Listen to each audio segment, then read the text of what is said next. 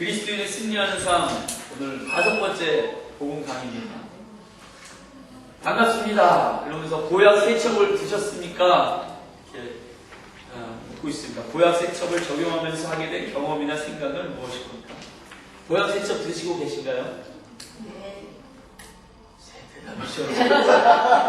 안 드시고 없습니다. 아 그래요? 네. 우리 화양실 집사님 효과가 있나요? 네, 있습니다. 어떤 경험이나 이런 드셨던 어떤 생각, 보약 드시면서 어떤 효과가 있나요? 일단은 제 자신한테도 그걸 적용하고요. 일단 저는 화장실에는 지금 오래다가 떨어졌고요. 휴가 한 가지 그때 유리에 붙여놨는데 확실히 그거를 제가 보면 정말 제 가슴이 막 뜨거워지고 완전 하나님 거룩한 자녀, 고백은 자녀 그래서 자존감이 막 올라가고요. 그리고 무슨 문제 생겼을 때 정말 이렇게 평안하면 바로바로 회복돼요, 진짜. 그리고 이제 그걸 애들한테 이렇게 그건 좀 깜빡깜빡 하는데 가끔 생각나면 그래서 이렇게 애들 학교 갈 때 저 현관 앞에 이제 저는 엘리베이터 타고 가지고 거기서 나가지고 정말 하나님 이런 자녀니까 잘하고 와 뭐 이런 식으로 이렇게 격려해주면 애들이 좀 입이 이렇게 벌어져요. 그래서 애들한테 자꾸 보니까 너 정말 하나님의 거룩한 자녀고 고배로운 자녀니까 어떤 너의 행동이나 이런 것도 정말 자신감 있게 그런 거 자꾸 암시같이 해주면 애들이 애들도 그렇게 마음을 갖지 않을까. 말씀을 자꾸 공급하시는 거고요. 이게 좋은 것 같습니다. 또 송마리 대표로 구역장님 어떠십니까? 복용하고 계신가요? 복음 강의할 때는요 꼭 가서 먹어야지 하니까. 네. 가서 꼭 다이어트 많지 않으신데 치매가 오시니까 농담입니다. 네. 죄송합니다. 어쨌든 복용하세요. 네. 그래야지 강의도 하고 나눔도 할 수 있습니다. 네. 네. 한국. 예, 저희는 약간의 말다툼을 하고 2번 보약을 먹었습니다. 말다툼 보면 뭐야? 쉽지 않은데. 안 하면 안 먹나요? 아니요. 찰칵하고 이걸 나눴는데 역시나 찰칵하게 되더라고요. 그래서 좋았어요. 따끈따끈하게. 따끈하게. 우리 예, 저도 영철 집사님하고 비슷한 그런 나눔입니다. 근데 확실히 보약이요. 사실 처음에 그거 받을 때 참 첫 생각에 유치하다. 좀 이를 제가 받았거든요. 처음 강의 들을 때 이거 하나님 저는 존경 이렇게 좀 유치하다 했는데 근데 그게 신기하게 그 유치하다는 생각이 그러므로 그거를 접고 계속 이게 제가 좀 속상하거나 제가 누군가가 저를 좀 존중 안 했을 때라는 제가 그 사람이 아니라 제가 낮게 저 사람이 나를 좀 존중 안 해준다 할 때 사실은 좀 서운한 섭섭한 게 들어오려고 하더라고요.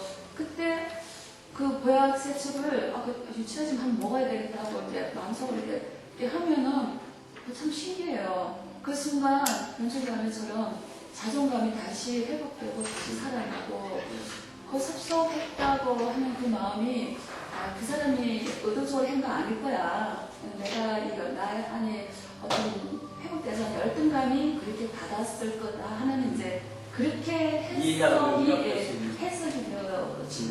예. 좋은 우리 집사님 복용하고 계신가요? 네. 네. 저는 거실에 써붙여놨는데요. 네. 그래서 제가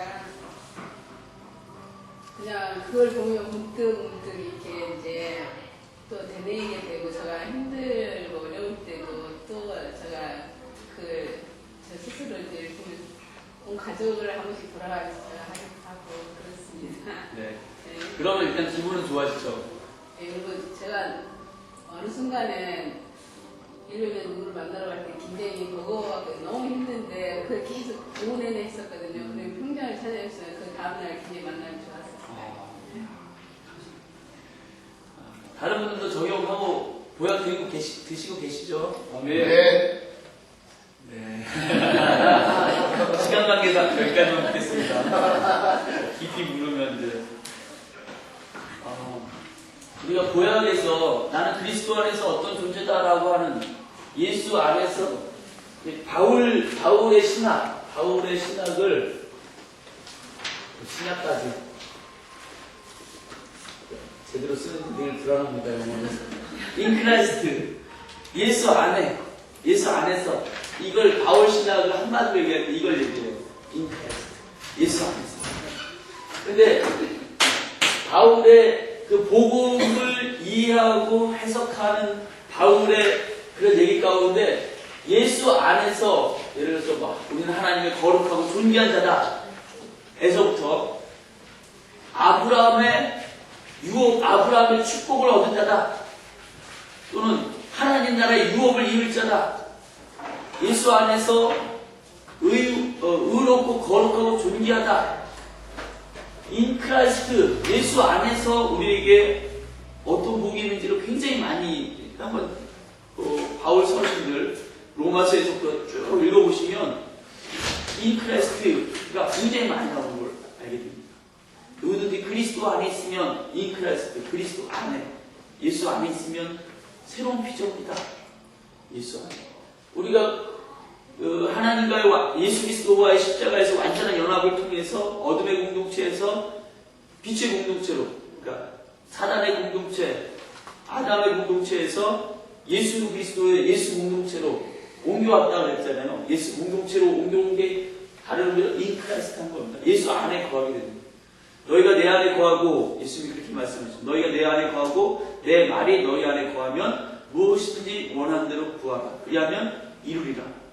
굉장히 멋진 약속이고 정말 그 말씀이 정말일까 의심이 될 정도로 그래서 저는 한동안 무엇이든지 원하는 대로 구하는데 그 조건이 예수 안에 거하는 것 그리고 예수님의 말이 우리 안에 거하는 것이니까 내가 예수 안에 거해야 되나 보다. 남들은 굉장히 무던히 애를 쓰고 노력을 했거든요. 그런데 거하는 것 같다가 조금 예배드릴 때 거하는 것 같다가 나와서 생활하다 보면 또 거하지 않는 것처럼 그렇게 행동하고 생각하고 난 예수 이렇게 생각하죠. 믿음이 없는 거죠. 불신한 가운데. 근데 우리가 복음을 통해서 알지만 한 번 예수 안에 영원히 거하는 거예요.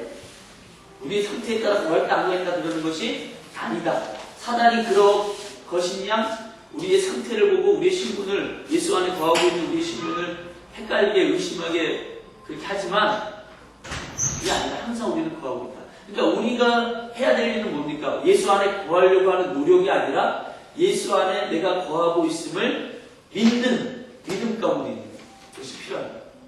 갈라디아 2장 20절에 내가 그리스도와 함께 십자가에 못 박혔나니 그런즉 이제는 내가 산 것이 아니요 내 안에 그리스도께서 사신 것이다. 그렇게 얘기하면서 그 다음 뭐라고 얘기합니까? 이제 내가 육체 가운데 사는 것은 나를 사랑하사 나를 위하여 자기 몸을 버리신 하나님의 아들을 믿는 믿음 안에서 사는 것이다.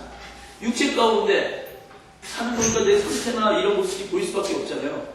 믿음 안에서 내가 예수 그리스도 안에 거하려고 하는 노력으로 사는 게 아니라 내가 이미 예수 그리스도 안에 거하고 있음을 믿는 믿음 안에서 사는 것이다. 이게 제 생각에 많은 교회에서는 예수 그리스도 안에 거하도록 노력하게끔 요구합니다. 종교적인 열심, 기도해야 되고 제가 저번에도 얘기했지만 그게 물론 틀린 얘기는 아주 틀린 얘기는 아니에요. 그러나 정말 근본적으로는 우리가 이미 예수 안에 거하고 있음을 믿는 믿음 안에서 그 믿음이 힘있게 내 삶 가운데 영향력을 미칠 수 있도록 기도하고 말씀하고 이렇게 가는 것이지 기도와 말씀으로 거하려고 노력하는 건 아니거든요. 왜? 이미 우리 거하고 있기 때문에 이미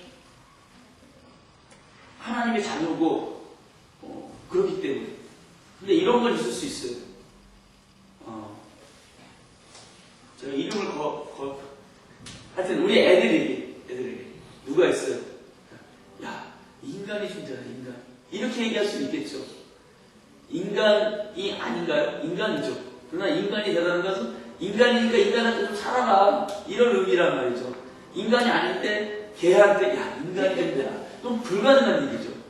원숭이한테 너 인간 좀 되라 이런 게 불가능한 얘기란 말이에요.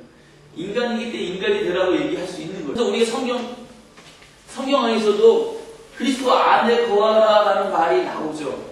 그거는 그리스도 바깥에 있었기 때문에 안에 거하라는 의미가 아니라는 거예요. 우리가 그리스도 안에 있는 사람답게 살라는 거죠. 그것을 믿음으로 인정하고 살라는 것이지 그리스도 안에 거하려고 노력하는 삶을 살라고 하는 것이 아니다라는 거죠. 마찬가지로 이런 부분들을 잘 이해하셔야 되는데 경건에 이르기를 연습하라라는 얘기를 합니다. 경건에 이르기를 연습하라. 경건이란 말이 저번에도 얘기했지만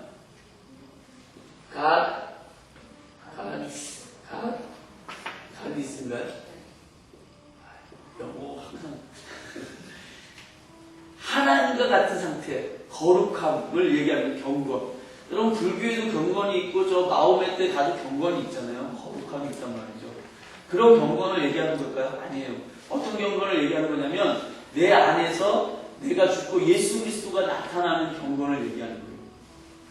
근데 이것은 사실은 예수 그리스도를 영접해서 내가 예수와 함께 죽고 예수가 내 안에 사십니다라고 하는 고백이 있는 사람, 이미 그러니까 예수가 내 안에서 존재하고 있는 사람에게 경건의 일기를 연습하라고 얘기할 수 있는 것이지, 거듭나지 않은 사람이 내 안에, 그러니까 내가 죽고 내 안에 예수가 사시는 것이 있지 않은 사람에게 경건의 일기를 연습하라는 것은 불가능한 얘기입니다. 아까 원숭이에게 인간이 된다라 이렇게 얘기하는 것과 똑같은 얘기죠.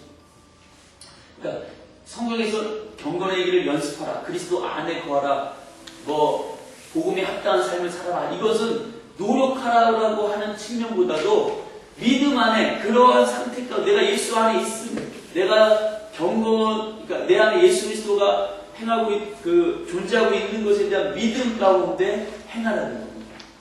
이게 굉장히 다른 거죠. 우리 담임 목사님이 그런 표현을 많이 쓰시는데,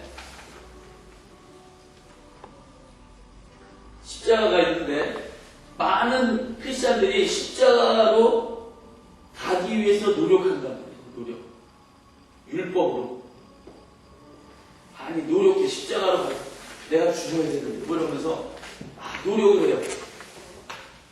근데 선행과 예배와 종교적인 열심과 이런 것들을 많이 노력을 하는데 그런 노력으로는 절대로 우리가 십자가 안에 들어올 수가 없다라는 것입니다. 그래서 하나님께서 예수 그리스도를 우리 가운데 보내주셔서 그분이 우리의 죄를 짊어지시고 십자가에서 그 십자가를 그냥 바라보는 우리들에게 믿음으로 이 안에 들어오게끔 복음을 통해서 은혜로 값없이 공짜로 들어오게끔 하신 거라는 거죠.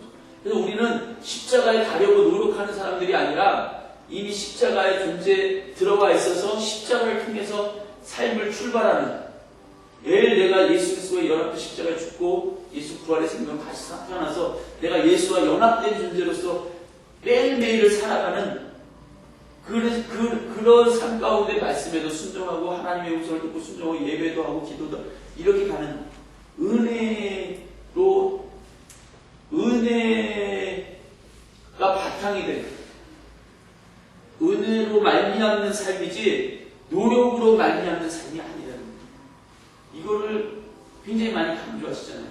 많이 들으셨죠? 십자가로 가기 위해서 노력하는 삶이 아니라 이미 십자가 안에 들어와서 거기서부터 출발하는 것이 우리들의 삶이다. 그래서 도인들이 도를 아십니까? 이러면은 나는 이미 득도한 사람입니다. 이런 얘기가 이런 얘기입니다. 예수 그리스도 안에 우리가 이미 들어와 있다. 존재하고 있다. 노력하는 삶이 아니라 믿음으로 시작하는 삶이라는 거예요. 믿음으로. 내 신분, 내가 예수 안에 있음을 믿는 믿음으로 그 믿음 가운데 행동하는 거예요. 그런 사람답게. 그것이 1이 됐든 2가 됐든. 어떤 사람은 경건에 아직 율법으로 노력해서 엄청난 도덕적인 수준 가운데 있어서 그 사람은 사람이 봤을 때 저 사람 진짜 대단해 이렇게 얘기할 수 있는 사람이 있어요. 그리고 이미 신분으로 믿음으로 내가 사는데 나는 10개 중에 1개, 2개밖에 못하는 사람도 있습니다. 누가 구원받겠습니까? 믿음으로 이미 그 안에 들어와 있다는 것은 하나, 2개를 행한다 할지라도. 그래서 객관적인 사람들의 기준을 봤을 때는 8개 행한 사람이 대단하고 하나, 2개 이 믿음이 있을까? 이렇게 생각이 된다 볼지 모르지만 하나님 편에서 그렇지 않다는 거예요. 이게 8개를 하는 사람은 예수님이 회칠한 무덤이라고 바리새인들 책망한 사람들이 이 사람들이라고. 그 사람들은 나름대로 열심히 노력했다고요. 10개 중에 100개 중에 한 90개를 노력해도 10개 못한 것 때문에 늘 죄책감 가운데 내가 아주 완전한 하나님과의 거룩함을 이루지 못했고 이렇게 살아가는 사람. 이 사람들은 생명을 누리지 못하는 거예요. 근데 거듭난 창녀, 세리, 죄인들은 내가 예수 그리스도 안에 십자가의 공로로 말미암아 들어와 있음을 감사하는, 감격하는 그러면서 삶의 습관이 많이 안 바뀌어가지고 100개 중에 10개를 밖에 못한다 할지라도 객관적인 기준으로 했으니 10개고 90개니까 와, 이 사람 대단하다고 그럴지 모르지만 하나님은 그렇게 보시지 않아요. 믿음, 나의 의는 믿음으로 말미암아 사는 거예요. 예수 안에 들어와 있음을 믿음으로 사는 사람을 하나님 의롭다라고 얘기하셨지, 믿음 안에 들어와 있지 않고 그냥 율법적인 노력, 열심 이것으로 사는 사람은 그의 자기의 열심으로 구원받을 것처럼 착각하고 있는 것이기 때문에 구원에 이르지 못합니다. 그게 선행으로 노력으로 구원받지 못한다고 하는 말의 의미입니다. 이걸 우리가 잘 이해해야 돼요. 순간 우리가 잘못하면 노력해서 열심을 내서 신앙생활을 하려고 하는, 이렇게 얘기하면 노력과 열심이 아무 의미 없는 것처럼 이렇게 들려질지 몰라서 좀 조심스럽긴 한데 그런 의미는 아니고, 어쨌든 구원에 이르는데, 십자가 안에 거하는데, 예수 안에 있는 것에 대해서는 노력으로가 아니라 믿음으로 거하는 거예요. 믿음. 내가 예수 안에 있으면 믿음. 내가 어떤 형편의 상황이 있으면 내가 예수 안에 있음을 믿는 믿음. 그 믿음 가운데 하나님 앞에 나가는 거예요. 그래서 그 믿음 가운데 나가는데 내가 하나님 앞에 죄가 있고 뭘 회개하는 거예요. 회개하면 그 회개와 동시에 죄사함이 임하고 완전한 거룩함이 우리에게 회복되는 겁니다. 내가 거룩하니 너희도 거룩할지어다 하나님 그렇게 말씀하셨는데 얼마나 부담스러운 얘기입니까? 안 그런가요? 내가 하나님이 거룩하시니까 너희도 거룩하래. 하나님만큼 거룩하라는 얘기거든요. 감당하기 어렵습니다. 어떻게 그럴 수가 있습니까? 우리의 행위로는 그 말씀을 받아들일 수가 없어요. 근데 이미 십자가를 통해서 하나님께서 우리를 예수 안에 거하게 하심으로써 예수의 거룩함이 우리의 거룩함이 되게 하셔서 내가 거룩하니 너희도 거룩할지어다 라고 하는 말씀을 성취할 수 있게 합니다. 우리의 행동은 아니죠. 우리의 상태는 아니죠. 늘 반복해서 얘기하는 거지만 아니지만 우리의 신분이 그렇다. 이게 놀라운 거죠. 이게 은혜고 이게 감사하고 이런 사람만이 구원을 받는다니까요. 이해하시겠습니까? 예.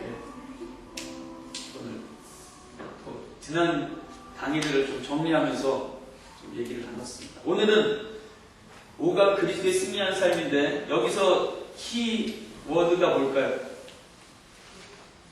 5강에서 견고한 신. 되게 많이 멀리 가셨는데 맞습니다. 맞는데 견고한 신은 어떻게 해야 되는 거예요? 파하고 승리하죠. 제목에 다 있다고 했어요. 제목에 다 있어요. 승리하는 승리. 오늘 강의의 주제는 승리하는 승리. 어떻게 하면 승리할 수 있는가?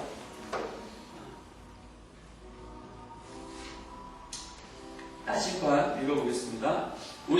지금까지 우리는 매번 삶에서 반복되는 절망에 대해 다시 일어서는 오뜨기 신앙의 의미를 살펴보았습니다. 내가 좀 넘어졌더라도 복음 안에서 믿음으로 바짝바짝 일어난다고 했어요. 우리는 예수 안에 이미 거하고 있기 때문에 그냥 일어나면 돼요. 넘어졌다고 해서 우리의 신분이 박탈당하고 이러지 않는다고 얘기 드렸습니다. 그러나 이것이 복음의 전부를 말해주는 것은 아니다. 맨날 넘어졌다 일어났다 넘어지면 이러면 참 어렵겠죠. 오히려 복음의 진정한 가치는 지금부터 발휘되기 시작하는데 이번 강의에서는 절망에 대해 수비하던 우리의 자세에서 반대로 환경을 정복하고 사단을 제어하는 그리스도인의 승리하는 삶의 원리가 무엇인가 이것에 대해서 알아보자. 어떻게 예수 그리스도는 승리하셨던가? 첫 번째는 내가 먼저 정복되어야 한다. 내가 먼저 정복되어야 합니다. 그래서 그림이 있습니다. 맨 처음에 그림은 이 동그라미는 나입니다. 나고 내 안에 내가 생각하고 결정하고 행동하고 판단하는 내 마음의 H자로 보이는 의자인데 이게 왕이 앉는 자리예요.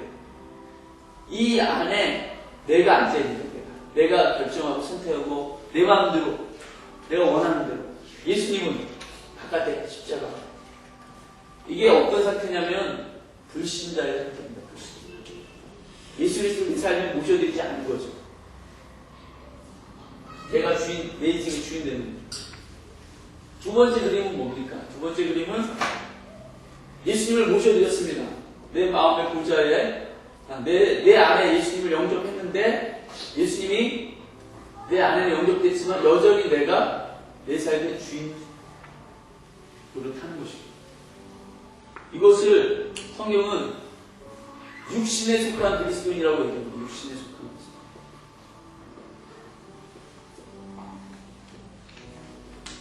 그리스도인. 육신에 속한 그리스도인.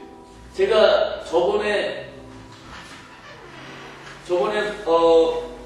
모세와 여호수아 비교해드리면서 모세가 출애굽하고 홍해를 가르고 가는데 광야를 지나서 가나안 땅으로 들어가는데 이런 그림 그려드린 적 있죠? 첫 강의인가? 아닌가요? 그럼 이거 예, 알겠습니다. 위에서 복음가랑 이렇게 그런 얘기 있었나? 죄송합니다. 자, 설명을 해야 될까요? 그러니까 그냥 이거는 참고하십시오. 뭐 강의하다가 이거 너무 길어지고 이걸 우리 시간은 좀 여유 있게 많이 하는 시간이라고 생각하고 홍해가 있죠. 모세가 애굽에서 이스라엘 백성들을 인도합니다. 어디로? 광야로 인했어요. 광야가 목적지는 아니었죠. 가나안 땅이 목적지였습니다. 이건 요단강을 가르고 가죠. 여기서는 모세가, 여기서는 여호수아가.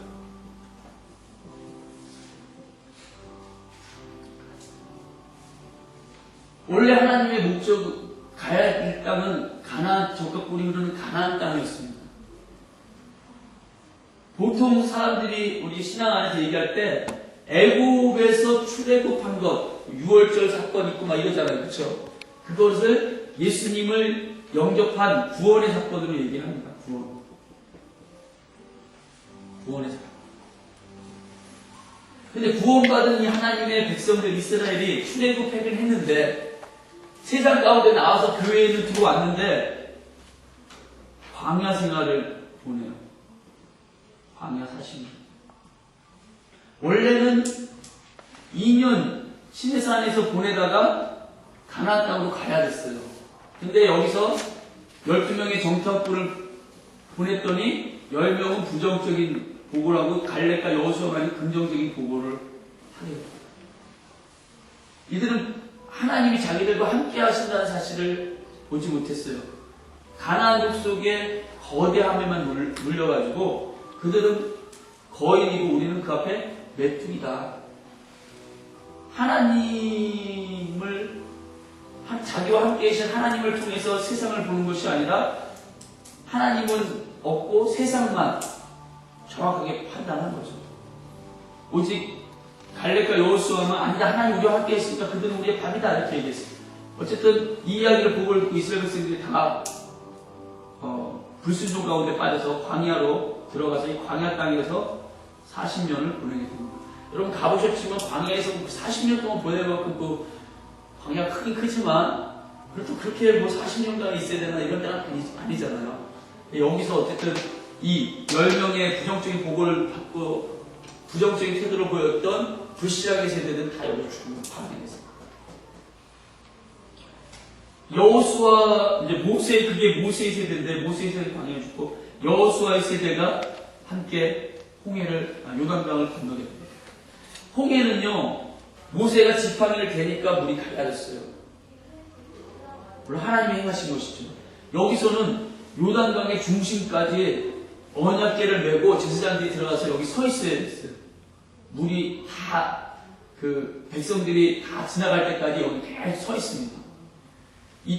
그리고 여기 맨 처음에 들어가는 곳이 길갈이라고 하는 땅인데 여기 들어가서 제일 먼저 요구했던 것이 하나님이 뭐죠? 할례를 요구하셨습니다. 할례한다는 것은 바로 이 여리고성을 눈앞에 들고 할례한다는 것은 죽으라는 얘기와 같아요. 그 야곱의 12 아들 중에 저기 동생 디나가 그 세겜 촌장의 아들에게 강간당하고 그 세겜 촌장의 아들이 너무 사랑해서 야 내가 너무 사랑해서 그러니까 우리 결혼하자 이렇게 얘기했을 때 아들들이 가가지고 우리는 할례받은 백성이야. 하나님 백성이거든. 너희도 할례하면 우리가 이제 너희도 우리 하나님 백성을 인정할 거야. 할례해. 얘기하고 할례 시켜놓고서는 3일째 이게 거동이 불편하니까 남자들이 가가지고 다 죽여버릴 거예요. 그 기억이 갖고 있는 이스라엘 민족이 적진 앞에서 할례를 한다라고 하는 것은 이거는 엄청난 믿음과 순종이에요.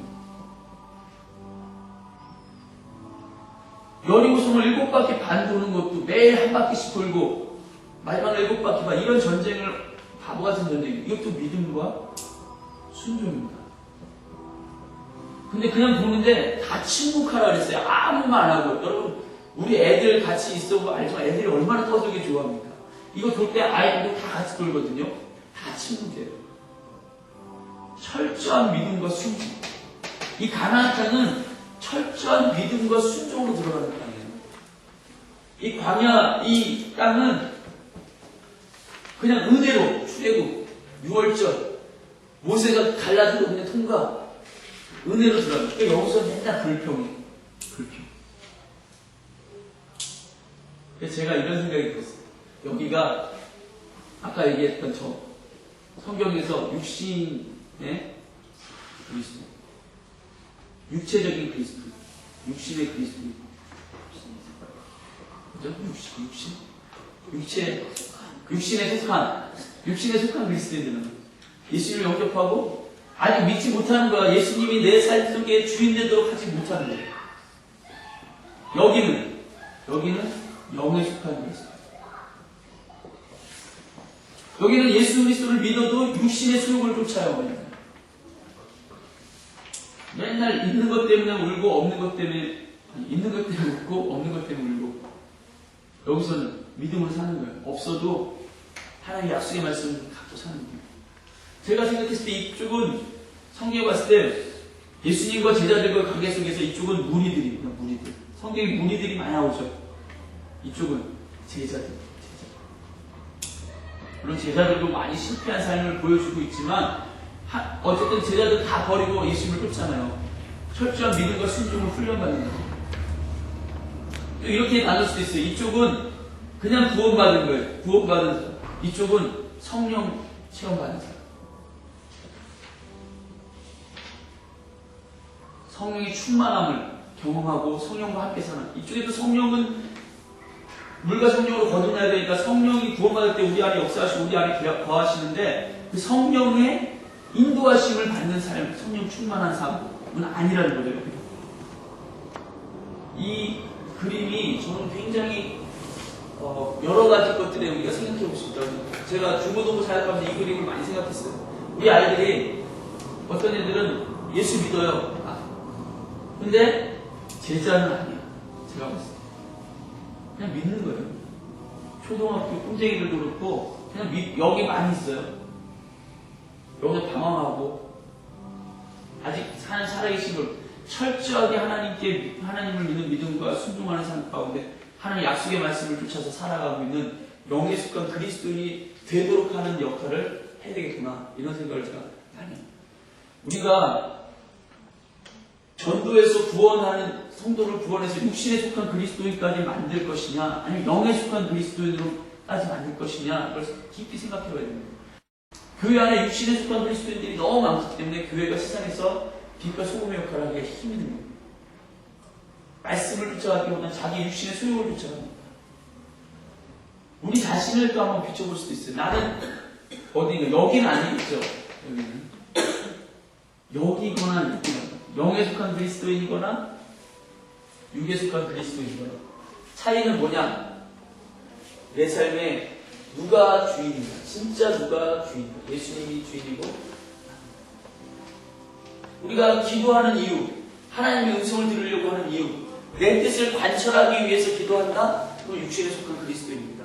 하나님의 뜻이 무엇인지 분별하고 하나님의 선하시고 기뻐하시고 온전하신 뜻에 순종하기 위해서 기도한다? 그건 영에 속한 그리스도입니다. 우리 삶의 성령의 역사가 많이 일어나지 않는 이유들 가운데 하나는 내가 주인 되어서 내 마음대로 내가 원하는 대로 되게 해달라고 기도하기 때문에 안 돼요. 예수님처럼 겟세마네 온상에서 내 뜻대로 마옵시고 아버지의 뜻대로 되게 하여 주시옵소서. 이 영에 속한 그리스도인으로 살면 아버지의 뜻이 내 삶 가운데 이루어지기 때문에 내 삶에 하나님이 하시는 것을 보게 됩니다. 물론 그것이 십자가를 지는 경우도 있지만 예수님처럼 고난당하고 예수처럼 버림받고 예수님처럼 오해받고 배신당하고 핍박받고 그럴 수 있지만 그것이 하나님의 뜻을 인정한다면 영에 속한 그리스도입니다. 하나님의 뜻대로 내 삶 가운데 이루어지니까. 그래서 고난이 사실은 그 사람을 절망 가운데 빠뜨리는 것이 아니라 더 견고하게 더 강하게 그렇게 합니다. 결국 그 고난을 통과하고 나면 그 사람은 하나님 마음껏 쓰시는 요셉을 애국의 고문총리처럼 쓰시는 것처럼 그렇게 쓸 수 있는 사람이 돼서 빚어져서 나오는 거예요. 근데 이 과정 가운데 내 뜻을 관철시키려고 예를 들어서 제가 몇 번 설교 때도 얘기했지만 강영호 박사님 이분이 그런 얘기 하잖아요. 자기가 10대 때 실명했는데 2년간 눈 고쳐달라고 그랬는데 하나 안 고쳐주셨다. 그래서 아마 신앙을 버리고 갔으면 지금 이 모습은 이분이 이 모습은 안 됐겠죠. 그 가운데서 어쨌든 하나님의 은혜를 받고 계속해서 왔더니 이제는 하는 고백이 내가 그때 눈을 떴으면 나는 잘해봐야 공장의 공장장 정도 했을 것이다.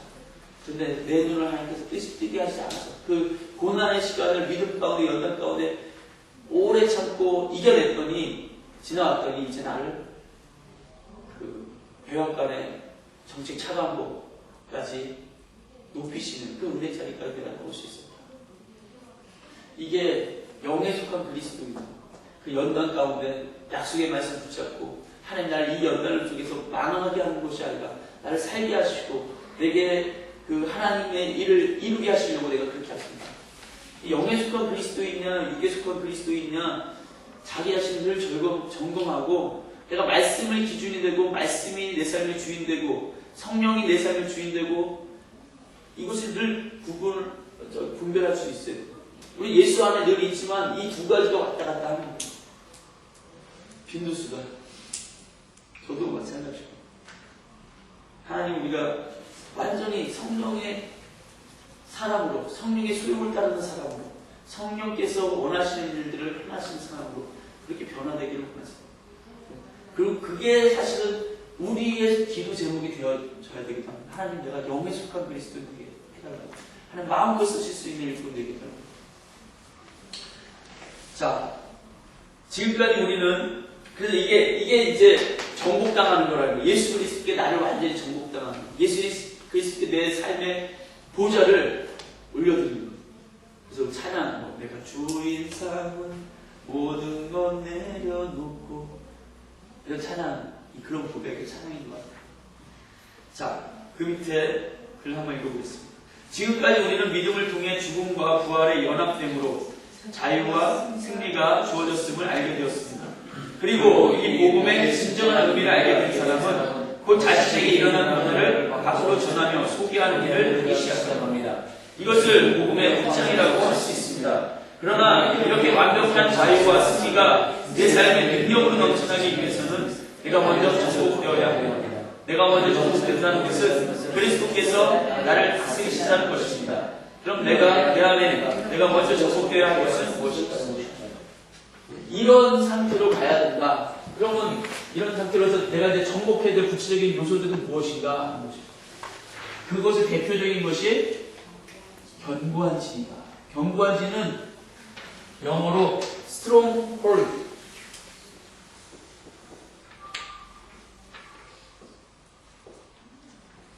이걸 보면은 성경이 요새 이렇게 표현해요. 주는 나의 요새시며 뭐 이렇게 할 때 stronghold. 근데 이게 사단의 거점, 사단이 거하는 그런 영역들이 우리한테 stronghold, 사단의 요새들이 우리 삶에 있다는 것입니다. 견고한 진. 항공부, 선생님 한번 읽어주십시오. 견고한 진이란 아직 그리스도의 통치 밖에 있는 옛 습관들의 영역을 말합니다. 이 옛 영역 안에는 오랜 시간 동안 분노, 탐욕, 두려움, 원한 등이 우리의 생각과 관념 속에 남아 있을 수 있습니다. 물론 이것은 하나님의 자녀됨에는 아무 영향을 미칠 수 없습니다. 그러나 문제는 사단이 이것을 통해 상당 부분 우리의 풍성한 삶을 도적질하고 있다는 데 있습니다. 그러므로 자신이 먼저 그리스도께 정복되지 않고서는 완전한 통치를 누릴 수 없게 되므로 내가 먼저 정복되는 것은 곧 성숙한 정복자로 서기 위한 첫 번째 열쇠이자 비밀입니다. 아니 좀 어렵게 느껴지기도 하지만 이 그림을 통해서 좀 쉽게 설명을 하도록 하겠습니다. 제가 저번에 얘기했지만 우리가 원래는 성령으로 생기가 들어와서 우리가 영이 살아나서 육으로 지어졌지만 하나님 흙으로 우리를 빚으셨지만 영이 살아나서 영적인 존재가 되고 그 영이 육을 다스리기 위해서 지정의 혼이 존재하게 됐다고. 그래서 영이 혼을 다스리고 혼이 육을 다스리고 육으로 세상과 환경을 다스리도록 정복하고 다스리도록 그렇게 하나님 우리를 창조하셨다고 했어요. 그런데 범죄함으로 하나님과 이 생명의 관계가 끊어져서 영이 죽어버렸어요. 영은 하나님의 생명으로 계속 공급돼야 되는데 영이 죽어버리니까 하나님의 흔적은 있어서 하나님 뭔가 힘을 찾고 섬기려고 하지만 올바로 섬길 수가 없는 거죠. 그러면서 어떤 일이 나면 세상과 환경에 의해서 육이 훈련되기 시작합니다. 그러면서 옛 습관, 육체 가운데 습관이라는 것들이 형성되기 시작합니다. 잘못된 습관. 계속해서 상처를 받으니까 분노가 쌓입니다. 육체 욕심대로 행동하니까 탐욕적이 되어집니다. 무서운 일들을 많이 당하니까 두려움들이 형성합니다. 여러 가지 많겠죠. 이것이 우리 안에 이렇게 쌓여지는 거. 어떤 분이 부모님께 어렸을 때부터 인정받지 못했어요. 꼭 비교당하면서 인정받지 못하니까 이분은 커가지고 나이가 40이 넘으셨는데 늘 어떤 생각을 갖고 계시냐면 비교의식을 갖고 계세요. 비교의식 속에 열등감, 남들과 늘 비교하면서 난 못한다고 생각합니다. 이게 어디서 오냐? 어렸을 때부터 비교당하면서 쌓여져 왔던 그런 자존감이 깨어져 있는 것, 열등감이죠. 열등감. 우리 이제 내적 치유할 때 이런 얘기 들으시잖아요. 깊게 얘기하기는 그렇고. 어쨌든 이런 것이 세상을 통해서 다른 사람의 그런 영향, 세상의 영향, 세상의 가치관을 통해서 자꾸 이렇게 쌓여진답니다. 우리 안에. 그래서 우리도 모르게 이것이 습관, 좀 더 요즘 식으로 얘기하면 프로그램화됐다. 프로그램이 있으니까 나도 모르게 그 프로그램들을 움직이고 분노 프로그램에 의해서 어떤 일이 나오면 분노가 막 일어나. 자기도 모르면서 막 일어나서 그것을 반응하고 혈기는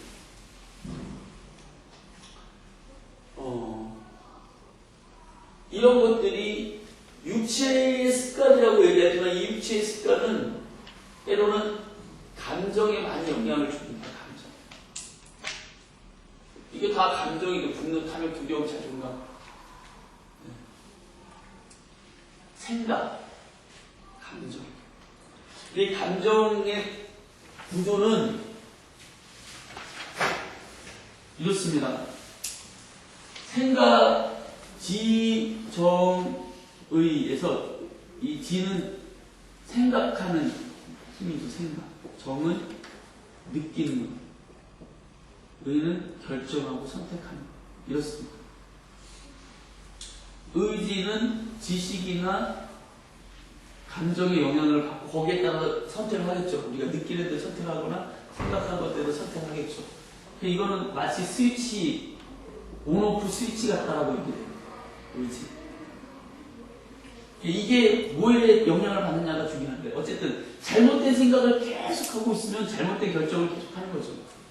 잘못된 느낌을 계속 깊이 갖고 있는 영향을 감정의 생각은 아닌데 느낌은 그래. 근데 이 사람은 살아온 시스템이 늘 느낌에 의해서 행동하고 선택해왔던 예습관을 갖고 있어. 그럼 이렇게 되는 거야. 느낌은 이렇지만 진리의 말씀을 가지고 와서 하나님의 생각으로 우리가 충만해져서 느낌은 이름에도 불구하고 결정을 자꾸 이 생각, 진리의 말씀에 의한 생각을 결정을 자꾸 해요. 그러면 느낌이 변화되기 시작해요. 바뀌기 시작해요. 근데 보통 세상 사람들이 살아오는 삶의 시스템은 생각이 의지를 결정하게 하는 시스템이 아니라 내 느낌대로, 너가 느끼는 대로 해. 라고 하면서 구조 속에 살았다. 그래서 이게 어떤 이제 영향을 주냐면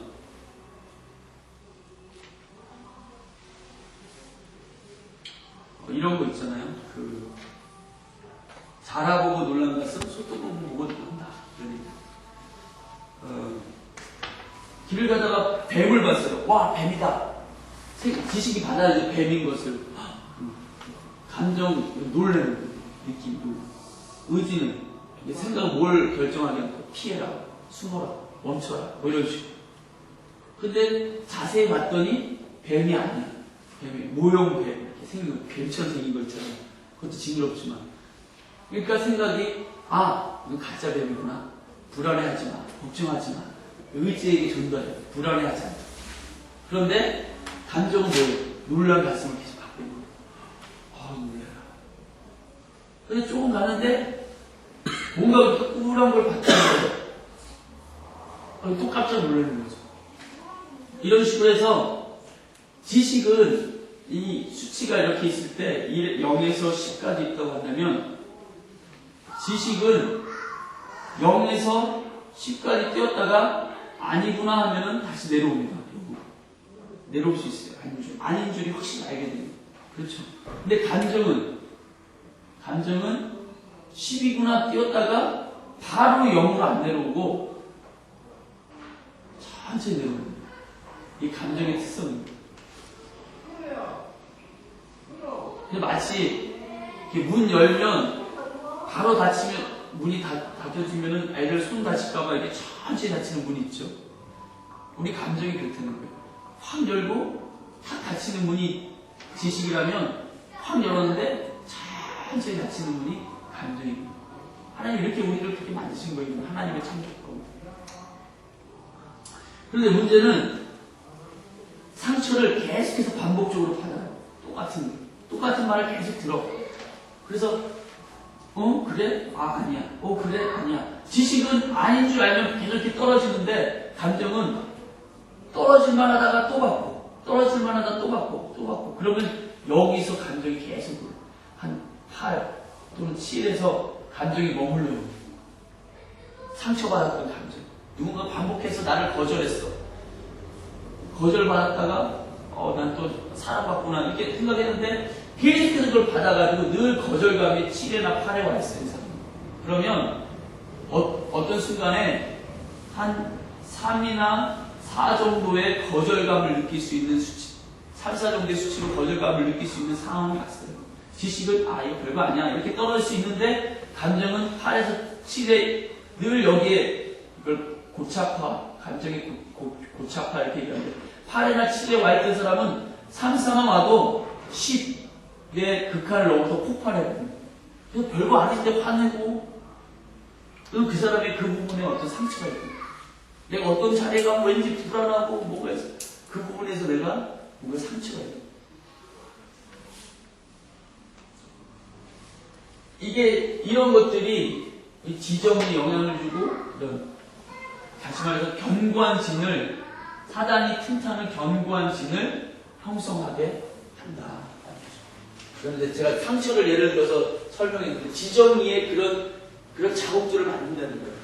죄가 그런 영향을 주기도 하고 잘못된 습관이 그런 영향을 주고 또는 부모님이 또는 어떤 권위자가, 잘못된 권위자가 잘못된 메시지를 계속 줬을 때 그것이 우리 안에 지식에서나 감정에서나 어떤 상처를 줘서 나도 모르게 그것이 프로그램에 있어서 나도 모르게 그렇게 행동하는 것들이 생겨나게 된다는 거죠.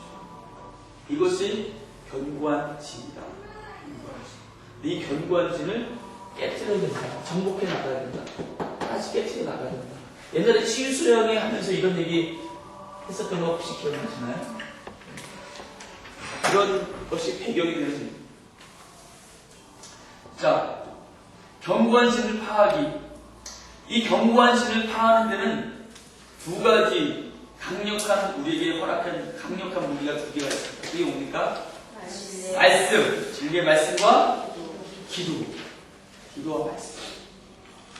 기도와 말씀이, 제가 이거 얘기했었죠. 영혼, 육 있을 때 하나님과 지속적인 교제, 이걸 갖게 하는 역할을 하는 것이 대표적인 게 기도와 말씀이라고 했어요. 이게 살아있으면 영이 계속해서 공급을 받기 때문에 이 영의 힘이 계속해서 영향을 준단 말이에요. 그 견고한 신들이 이게 아니야 자꾸 깨트려져 나가는 거예요. 근데 이것이 단절되어 있으면 이것의 영향을 잡아요. 사단의 일종의 어떤 그 영적 전쟁의 강사가 그런 표현을 쓰셨어요. 활주로라고, 활주로. 사단이 내 삶의 자리에 들어올 수 있는 활주로래요. 사단이 비행기를 빙 돌고 있는 거예요. 그러고 있다가 이런 견고한 신이 딱 틈이 보면 여기로 활주로를 탁 여기 참게 들어오는 거예요. 이것을 성경은 뭐라고 표현하느냐? 사단에게 틈을 내어줘서는 안 된다. 이렇게 표현하는 거예요. 그래서 이 견고한 신을 자꾸 깨트려 나가야 됩니다. 어떤 견고한 신들이 있는가? 어떤 견고한 신? 여기는 이제 나와 있지 않은데 견고한 신을 파하는 것을 기도와 말씀 외에 또 뭐가 있냐면 공동체가 있어요. 건강한 공동체. 그거 기억나시나요? 그 내적 치유할 때 A형 상처, B형 상처 여기 들으신 거 기억나요? 상처의 종류가 두 종류 있대요. 견고한 신을 형성하게 하는 이 원인, 상처가 원인이라면 그것이 두 가지 종류가 있답니다. 하나는 영어로 absence. 스펠링 기억나겠나? 몰라요. 막 쓸 거예요. absence. B형은 bad.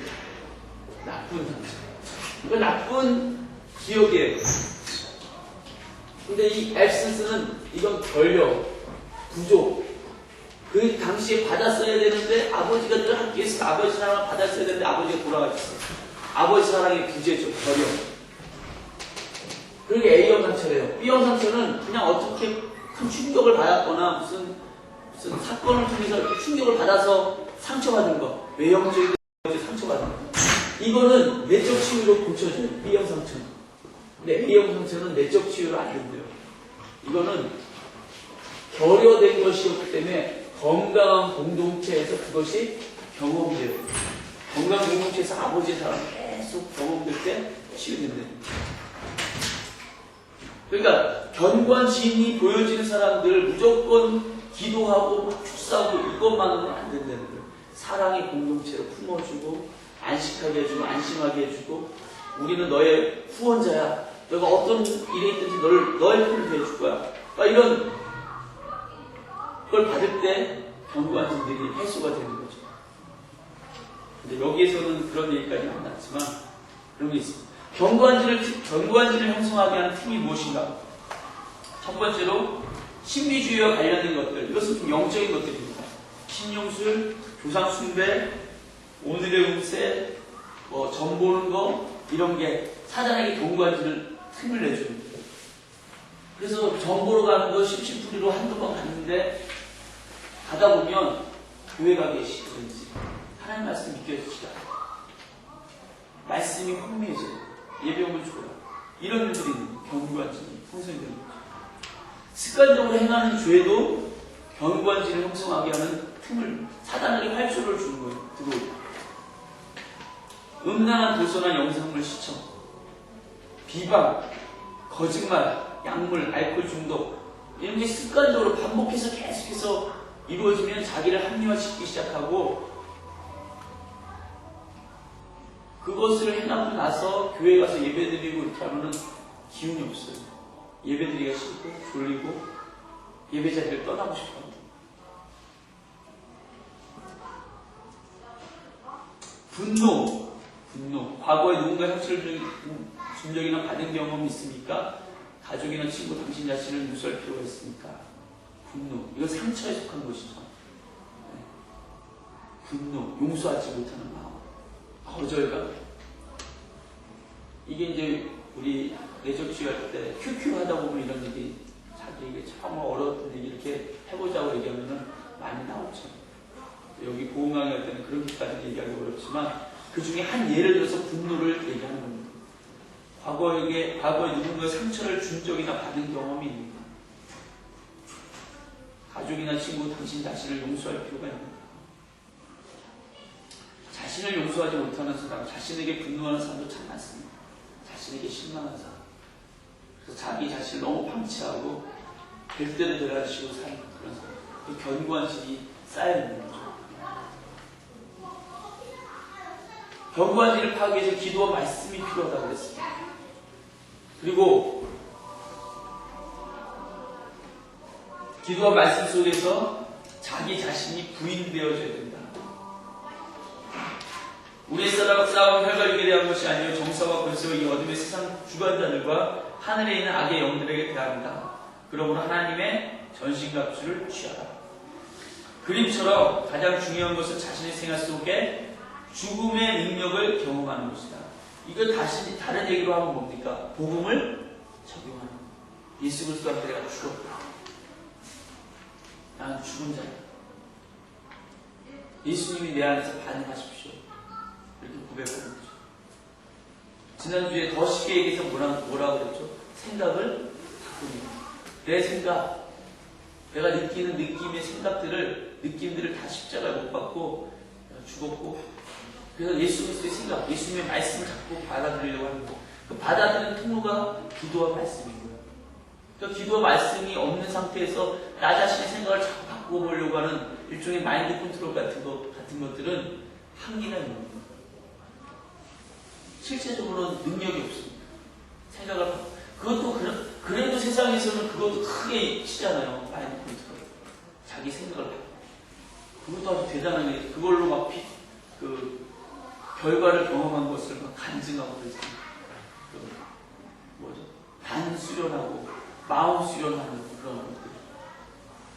이 세상의 종교들이 그런 거예요. 마음 수련, 불교나 단이라든가 이런 것들, 뇌도 이런 것들. 그러나 그것에 영적인 생명은 없는 거죠. 기도와 말씀을 통해서 계속해서 생명을 공급받아서 나 자신을 죽음의 능력, 죽음 가운데 복음을 적용하면서 죽음에 넘기면 하나님이 능력을 경험하는 거예요. 그래서 예전에는 그것을 의지적으로 자꾸 해야 됐었는데 그것이 어느 정도 지나가면 자기도 잘 모르게 하나님의 국률의 마음이 쏟아부어지고, 제가 용서를 가지고 예를 많이 드시는데 정말 그런 얘기를 제가 몇 분에게 들었기 때문에 자기가 용서하려고 때는 안 됐다는 거예요. 너무 힘들었대. 용서하기도 싫고 입고 그 상황 용서했다고 생각했는데 그 상황이 되면 감정이 고착, 아까 얘기했잖아요. 감정이 고착화되어 있으니까 그 비슷한 상황 되면 확 뒤집어져가지고 폭발하고 저 사람 왜 저래 이런 용서가 안 돼. 근데 나는 용서가 안 돼요. 나는 감정적으로. 그러나 주님이 내 안에 계신 주님은 용서하신 것을 내가 믿습니다.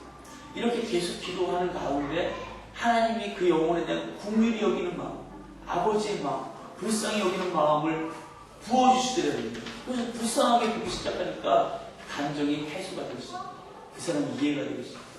그래서 불쌍하게 여기고 용납하고 용서해주고 진짜 용서가 되더라고요. 그거는 마인드 컨트롤이 아니기 때문에 하나님의 능력, 죽음의 능력을 내가 예수 그리스도 안에 죽고 내 안에 예수가 사시는 그 능력을 경험하는 거죠. 나의 열등감, 감정으로 생기는 분노, 미움, 욕심 등을 날마다 십자가 위에서 그 모든 권리를 포기함으로 주님께 내어드리는 것입니다. 쉬운 건 아닙니다. 초신자들에게 쉽다고 얘기할 수 없어요. 그러나 작은 것이라도 그 능력을 하나씩 경험할 보도록 적용시키는 것은 중요합니다. 아이들에게, 남편에게 나 이런 부분이 있다. 그럼 적용해보자. 그럼 초점 그것들을 적용적으로 갖고 그 격려해줄 때 주도의 능력이 하나 경험되어지고 둘 경험되어지면서 복음을 만들기 시작합니다. 비록 복음을 통해 충분한 자유함이 내게 주어졌지만 이제는 이 자유함을 함부로 사용하지 않고 주님의 목적을 위해서 드리는 것입니다.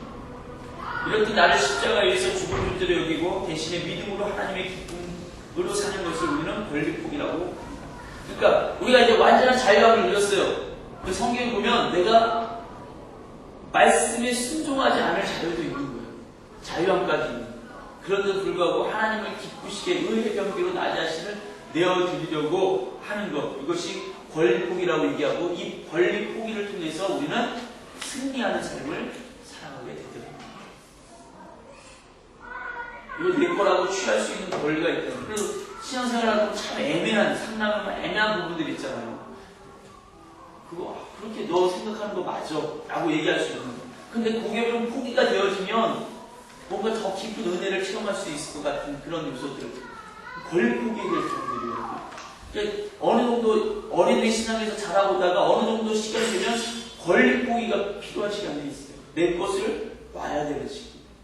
이거 내 거라고 주장해도 전혀 죄가 아니고 말씀에서나 뭐 다 흠잡을 게 없는데 하나님이 포기하도록 요구하시는 것 같은 그런 상황들이 있다는 거죠.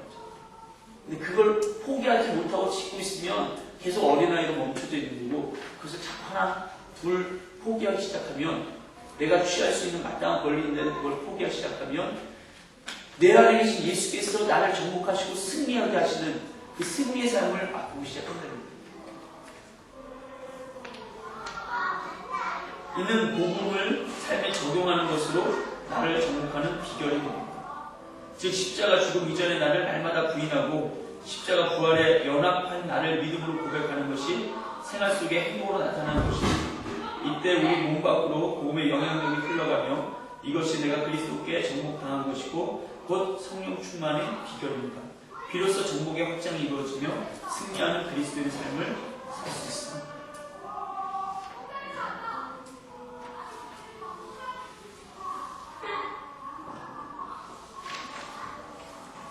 권리 포기, 내가 마땅히 누릴 수 있는 권리를 내려놓는 것. 그것이 크게 처음에는 예수 믿고 교회 오는 것, 주일 성수하는 것, 11조 내는 것, 이것도 엄청난 권리 포기죠. 처음 초신자한테. 그렇잖아요? 나이 갈등하셨잖아요. 저도 갈등했어요. 처음. 근데 그런 걸 권리 포기 되어지면서 자유해지고, 그것이 막 예전에는 막 권리 포기였는데 이제는 신앙이 어느 정도 성숙되겠지. 11조는 우리 그렇게 권리포기처럼 여겼잖아요. 그런 건 당연한 거지. 또 다른 권리포기가 이제 감정의 권리포기. 때로는 나 자신이 마땅히 인정받아야 됨에도 불구하고 나는 리더니까 뒤로 물러서고 다음 사람을 앞으로 세우면서 그를 인정하고 그를 높여주고 그가 세워지도록 그런 권리포기죠. 사실은 신앙생활하면 하나님께서 수많은 권리포기들, 우리의 믿음에 맞는 권리포기들을 요구하십니다.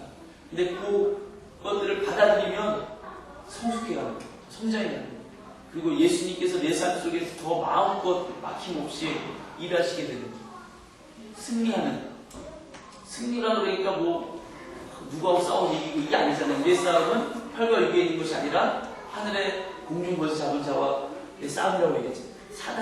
사단이 그만큼 시험할 거리가 없어집니다. 옛날에 술, 담배로 유혹을 했는데 거기 권리 포기하고 내가 죽었어. 그러면 난 하나님 믿는데도 술, 담배 끊고 나면 뭐 관계로, 물질로 이렇게 온단 말이에요.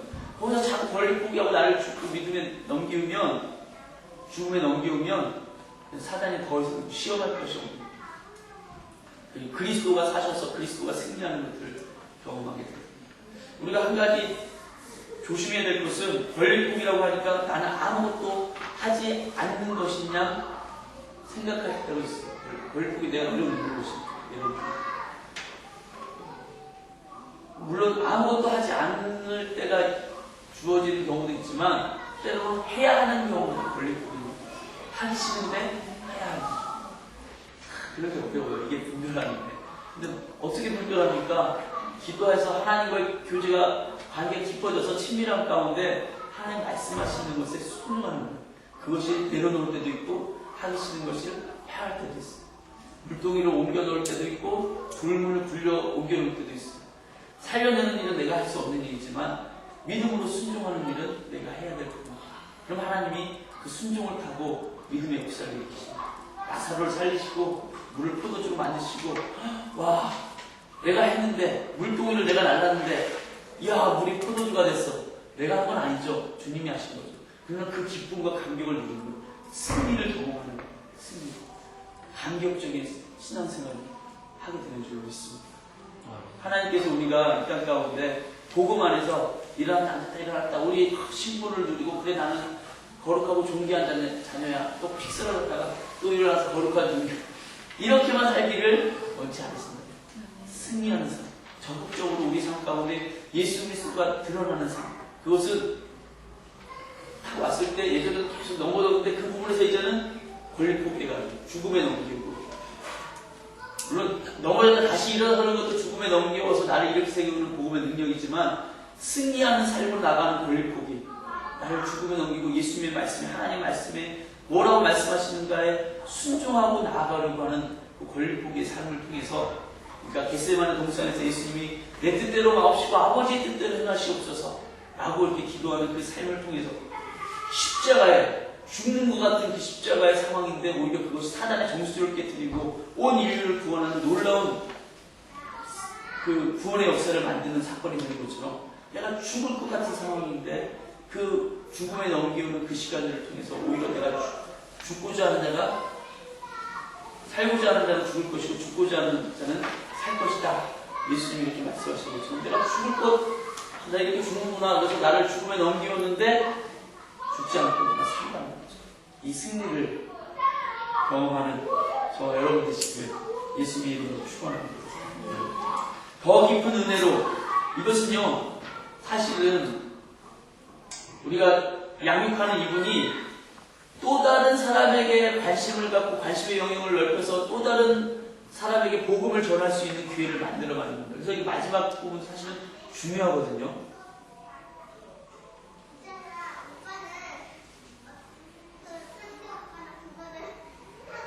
다른 사람에게 내가 삶 속에 예수님의 십자가를 통해 정복해야 될 환경과 이건 전도 부분은 좀 아니네요. 제가 좀 착각을 했어요. 옛날에는 좀 아니었는데. 어쨌든 십자가를 통해 정복해야 될 환경과 상황이 무엇인가, 작은 것이라도 끄집어내서 그것들을 함께 나누고 기도할 수 있도록, 그리고 십자가에 넘기는 훈련을 해보도록, 그 승리를 경험해보도록 그렇게 적용해보는 것이 필요하다라는 것입니다. 오늘 앞서서 조금 다른 얘기들을 조금 해가지고 시간이 좀 갔습니다. 질문이 있으신가요?